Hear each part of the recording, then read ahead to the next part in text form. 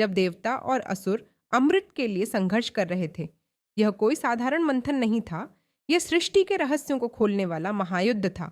मंदराचल पर्वत को मट्ठनी और नागराज वासुकी को रस्सी बनाया गया। जैसे ही मंथन शुरू हुआ, समुद्र से चमत्कारी चीजें प्रकट होने लगीं। कामधेनु गाय, अप्सराएं, पारिजात वृक्ष, धन संपदा, चंद्रमा और अंत में स्वयं देवी लक्ष्मी। हर कोई यह देखकर उत्साहित था कि अब अमृत भी बस प्रकट होने ही वाला है। लेकिन तभी समुद्र ने कुछ ऐसा उगला जिससे सभी के रोंगटे खड़े हो गए। लाहल विश्व दत्तेलीरी। जब विष से सृष्टि जलने लगी। हल्लाहल कोई साधारण विष नहीं था। उसकी पहली ही बूंद ने आकाश को अंधकार में बदल दिया। हवाओं में जहर घुल गया, नदियां उबलने लगीं, वृक्ष जलने लगे और जीव जंतु तड़प कर गिरने लगे। चारों ओर हाहाकार मच गया। देवता अपनी दिव्यता भूलकर कांप उठे और असुरों के भीतर भी भय समा गया। अगर इस हलाहल को रोका नहीं गया तो पूरी सृष्टि भस्म हो जाएगी। इंद्र ने घबराकर कहा। सभी देवता भगवान विष्णु के पास पहुंचे। हे नारायण, यह भयंकर विष हमें नष्ट कर देगा, क्या कोई उपाय है?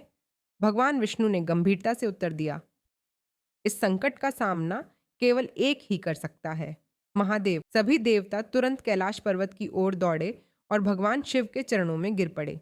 उनके नेत्रों में भय था, हृदय में करुणा। हे त्रिनेत्रधारी, हे महादेव, इस हलाहल से सृष्टि का विनाश हो जाएगा, केवल आप ही हमें बचा सकते हैं। देवताओं ने प्रार्थना की। महादेव शांत भाव से मुस्कुराए।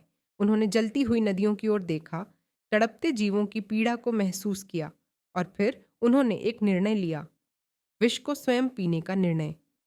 शिव ने सागर के किनारे जाकर हलाहल को अपनी हथेलियों में उठाया। एक क्षण के लिए संसार थम गया। देवताओं ने सांस रोक ली। असुरों की आंखें फटी की फटी रह गईं। और फिर महादेव ने पूरा हलाहल पी लिया। उनकी जटाओं में भयंकर तूफान उठने लगे। उनका शरीर कांपने लगा और उनका कंठ नीला पड़ गया। सृष्टि भयभीत हो उठी, कहीं स्वयं शिव को कुछ हो न जाए। अड्डोष्ट करो। माँ पार्वती यह देखकर चिंतित हो उठी। उन्होंने तुरंत भगवान शिव के गले को अपने दोनों हाथों से थाम लिया ताकि हलाहल उनके शरीर में न फैल सके। इसी कारण विष उनके कंठ में ही रह गया और वे नीलकंठ कहलाने लगे। लेकिन हलाहल का प्रभाव इतना भयंकर था कि स्वयं महादेव का शरीर तपने लगा। वे ध्यान में बैठ गए, किंतु विष की अग्नि बुझने का नाम नहीं ले रही थी। तब सभी देवता, आर्षि मुनि और भक्त महादेव के चारों ओर एकत्रित हो गए। उन्होंने रात भर जागरण किया, यूएम नमः शिवाय डिचेस का जाप किया, शिवलिंग पर जल अर्पित किया और बेलपत्र चढ़ाए।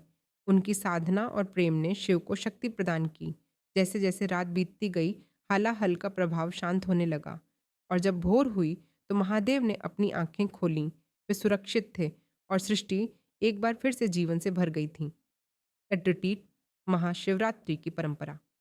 इसी घटना के कारण हर वर्ष महाशिवरात्रि की रात भक्त रात भर जागरण करते हैं, शिवलिंग पर जल चढ़ाते हैं और उनकी उपासना करते हैं। यह वही रात है जब महादेव ने अपने त्याग से संपूर्ण ब्रह्मांड को बचाया था। एयूएम नमः शिवाय। हर हर महादेव।